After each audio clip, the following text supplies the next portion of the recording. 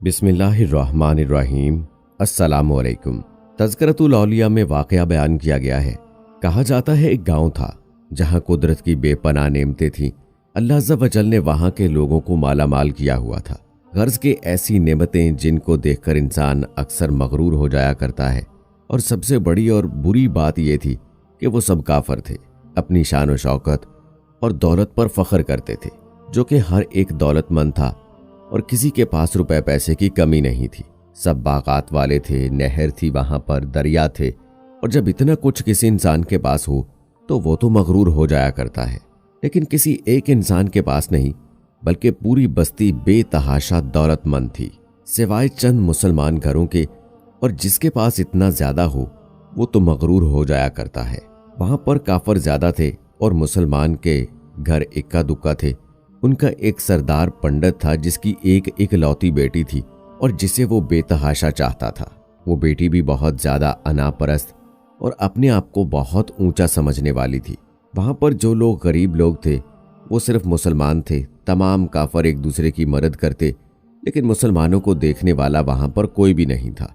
वो बेटी अमल करके यानी काला जादू करके गरीबों को जानवर बना दिया करती थी। तमाम मुसलमान उससे बहुत तंग थे। वो उन लोगों को गुलाम बनाती, मजदूर बनाती। अगर उनमें से कोई उसकी बात नहीं मानता तो वो उन सबको जानवर बनाकर अपने इशारों पर नचाती थी। उस बस्ती में इक्का दुक्का मुसलमान थे जिनका कोई भी पुरसाने हाल, कोई उनको बचाने वाला नहीं था।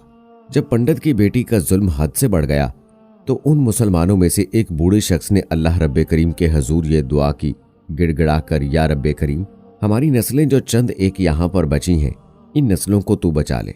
उस पंडित की बेटी ने हमारा जीना दूभर कर दिया है। कोई भी हमारा मसीहा यहाँ नहीं है, ना दौलत है, ना जिस्मानी ताकत है। या अल्लाह, हमारे लिए कोई ऐसा मसीहा भेज जो न सिर्फ ताकतवर हो बल्कि वो इस जादूगरनी को, पंडित की बेटी को, हरा भी दे। अल्लाह ताला ने उस बूढ़े की दुआ सुन ली और यूं उस जगह एक अल्लाह वाले को भेज दिया।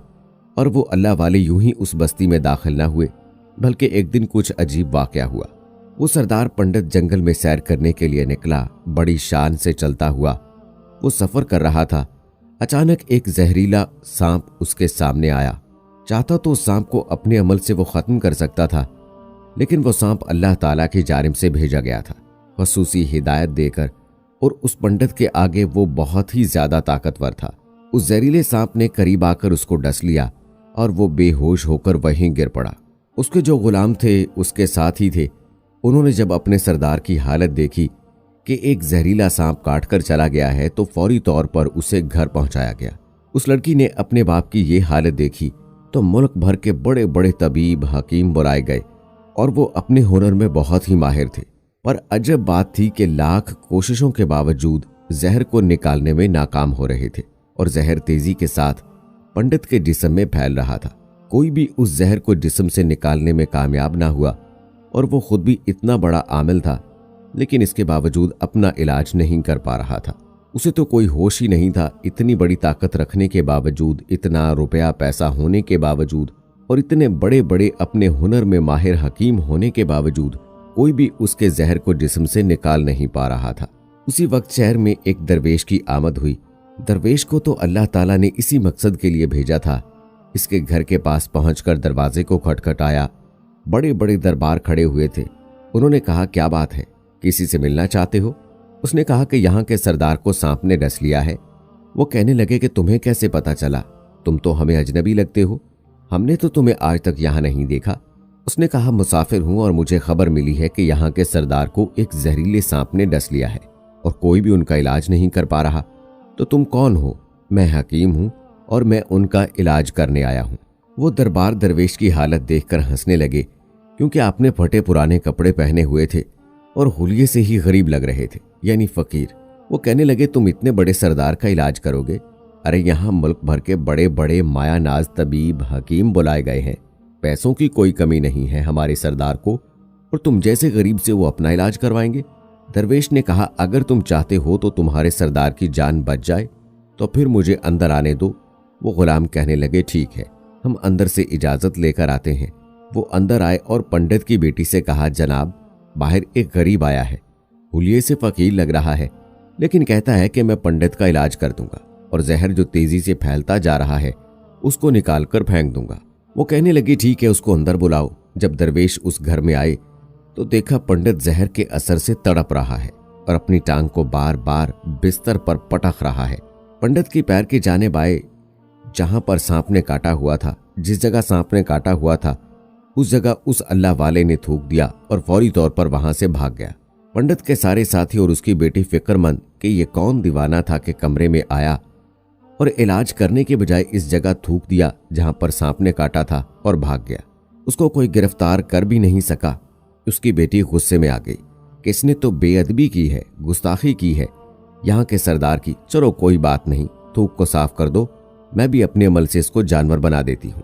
लेकिन जैसे ही तबीब ने थूक साफ करने के लिए रुमाल पकड़ा और पंडित की जहर से नीली होती टांग पर से थूक साफ करने लगा तो हैरान होते हुए रुक गया। उसने उंगली से थूक को सांप के डसे पर अच्छी तरह मल दिया तो उसकी बेटी कहने लगी, ये आप क्या कर रहे हैं? उस दीवाने ने मेरे बाप की टांग पर थूक दिया और आप इस थूक को मल रहे हैं। उसने हाथ के इशारे से पंडित की बेटी को रोक दिया और कहा कि 1 मिनट रुको। जैसे ही इस थूक को पंडित की टांग पर मला, फौरन ही जहर का असर जायल हो गया। जब कटने के काबिल हो गई थी वो टांग पहली वाली हालत में आ गई। पूरी टांग जो नीली हो चुकी थी अब असल रंग पर आ गई और पंडित होश में आया। जब होश में आया तो दरवेश के थूक के किस्से का पता चला। उससे कहा, भाई वो तो हमारा मसीहा है, तुम लोगों ने उसे दीवाना कहा और वो थूक कर इस तरह कैसे यहां से गायब हो जाओ उसको लेकर आओ हमारे पास। उसने तो हम पर बहुत बड़ा एहसान किया है और हम उसके एहसान का बदला जरूर चुकाएंगे। उसकी बेटी जो खामोशी से अपने बाप को देख रही थी उस वक्त कुछ नहीं कहा। पंडित के हुक्म पर उसके सारे दरबार सिपाही उस दरवेश को ढूंढने के लिए निकले। वो लोग चारों तरफ फैल गए, कहीं भी उनको दरवेश न देखा। फिर जब जंगल में दाखिल हुए तो वहां एक दरख्त के नीचे एक आदमी को इबादत करते हुए देखा। वो गौर से उस दरवेश को देख रहे थे कि ये क्या कर रहे हैं, ये किस तरह की इबादत है। हम लोग तो अपने बुतों के आगे हाथ जोड़ते हैं और ये तो न जाने किसको सजदा भी कर रहा है। खैर पंडित का हुक्म था, फौरी तौर पर दरवेश को पकड़ा गया और पंडित के सामने पेश किया गया। पंडित ने कहा, आप कौन हैं और कहां से आए हैं? सबसे पहले तो गुस्ताखी की माफी चाहता हूं कि मेरे लोगों ने आपकी बहुत बेइज्जती की, लेकिन आपकी वजह से आज मैं जिंदा हूं। हम गुनाहगारों की आंख आपको पहचान नहीं सकी, जिसके लिए मैं माजरत चाहता हूं और आपसे दरख्वास्त करता हूं कि आप मेरी तरफ से ये कीमती पोशाक यानी लिबास और ये अरबी घोड़ा कबूल कीजिए। दरवेश ने मुस्कुराकर पंडित की तरफ देखा और बोला, ये घोड़ा और लिबास बहुत कीमती है। मैं ये लिबास पहनकर इस घोड़े के लिए घास काटूंगा तो क्या अच्छा लगूंगा? पंडित ने कहा, आप फिक्र ना करें, घोड़े के साथ खिदमतगार भी दिए जाएंगे यानी मुलाजिम भी दिए जाएंगे। दरवेश बोला, अच्छा इतना माल और दौलत और मुलाजमों के साथ इस रहायशगाह में मैं तन्हा रहूंगा? पंडित बोला, हुजूर आपकी ये बात सुनकर तो मैं सोच में गुम हो गया हूँ, लेकिन ये मेरी बेटी आपके सामने ही है।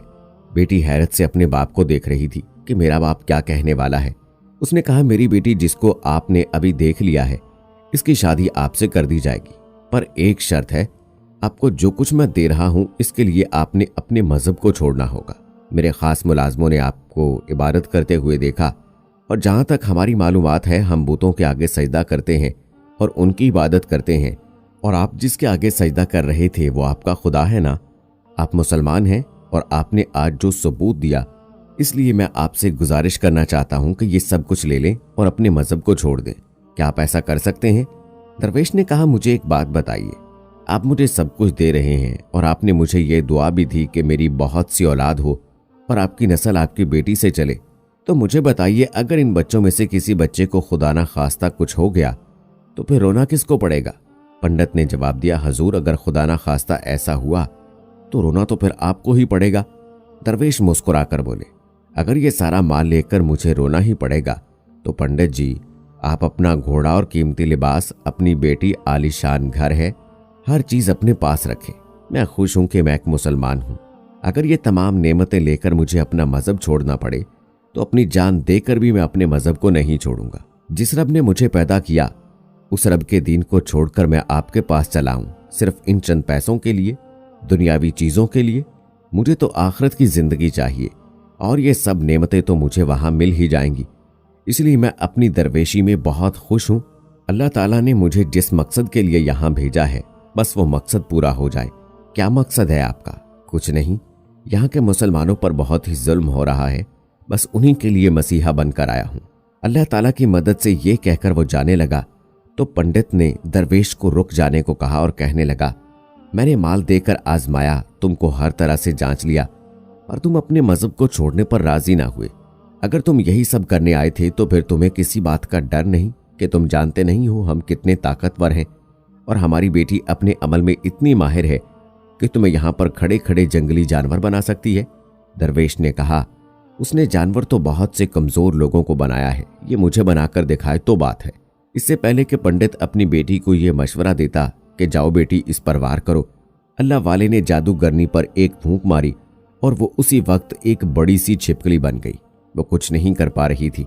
वो छिपकली इतनी बड़ी थी कि वहां पर जितने इंसान खड़े थे उन सब से ऊंचा कद उसी का था। अल्लाह वाले के पास वो आने लगी, आहिस्ता आहिस्ता करीब आने लगी और अपना जहर उन पर उगलना चाहती थी। वो जानते थे कि वो क्या करने वाली है। उसी वक्त उन्होंने उसके मुंह पर थूक दिया। थूक की देर थी कि वो जलने लगी। वो थूक क्या था, तेजाब था, जिससे उसका आधा चेहरा पिघल रहा था। उसका चेहरा जलकर स्याह हो रहा था और करीब था कि पूरा जिस्म उसका जल जाता और वो वहीं खत्म हो जाती। पंडित दौड़ता हुआ आया और उनके कदमों में गिर गया और माफी मांगने लगा, हजरत, इस गुस्ताख के लिए आप मुझे माफ कर दें। मैंने सच में आपको बहुत ही कमजोर समझा और आपके मजहब से आपको हटाना चाहा।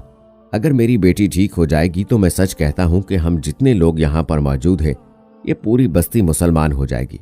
नहीं, हम तुम सबको अपने दीन में शामिल करने के नहीं कर रहे, बल्कि तुम लोग हमारे मुसलमान भाइयों पर जो जुल्म करते हो उस जुल्म को खत्म करने आए हैं।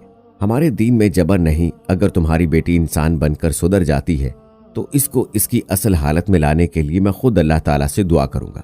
पंडित कहने लगा, हाँ हाँ, मेरी बेटी अपनी असली हालत में आएगी तो वो किसी पर कोई जुल्म नहीं करेगा, बल्कि मैं दिल से माफी चाहता हूँ कि मेरी बेटी ने जो कुछ किया है अब आइंदा ये कोई भी काला जादू, कोई भी अमल नहीं करेगी और किसी मुसलमान पर कोई भी सख्ती नहीं करेगी। बस आप इसको दोबारा से इंसान बना दें। अल्लाह वाला ने उस छिपकली पर पहले फूंक मारी थी, दोबारा से फूंक मारी तो वो इंसान बन गई और दरवेश के कदमों से लिपट गई और कहा, मुझे माफ कर दें, मैंने अपने आप को बहुत ताकतवर समझा। आप जब तक यहाँ रहे आप मेरे लिए एक हकीर इंसान थे, जिसके लिबास के हुलिये से जो मुझे दीवाना फकीर लग रहा था। मेरे बाप की टांग का जहर आपने हटाया, इसके बावजूद मैं आपकी दुश्मन बनी रही और चाहती थी कि बदला लूं, पर मुझे तो खुद अजाब मिल गया। उस लड़की का आधा चेहरा स्याह हो चुका था। वो कहने लगी, आज मैं अपने बाप के साथ आपके दस्ते मुबारक पर मुसलमान होना चाहती हूँ, बैत लेना चाहती हूँ और ये वादा करती हूँ कि आइंदा इस बस्ती में कोई भी काफिर मुसलमान नहीं होगा। सब आपस में मिलजुल कर भाईचारे के साथ रहेंगे और सब मुसलमान हो जाएंगे। यूं एक अल्लाह वाले दरवेश के हाथों पर पंडित उसकी बेटी ने इस्लाम कबूल किया और फिर पंडित ने अल्लाह हवाले से अपनी बेटी की शादी कर दी और इस बस्ती में अमन व अमान कायम हो गया। कल तक जो गुरूर करते थे आज वो तमाम लोग गाजी का पैकर बन गए, एक अल्लाह वाले की करामत से, उनके अच्छे अमल से। सुबहान अल्लाह। आप लोग ज़रूर इस वाक़े को सुनकर शेयर किया करें, क्योंकि तमाम वाक़यात हम सब की इस्लाह के लिए हैं और कहीं ना कहीं हम सबको अच्छा इंसान बनने का दर्स मिलता है। तो अपना ख्याल रखें। जज़ाकल्लाह।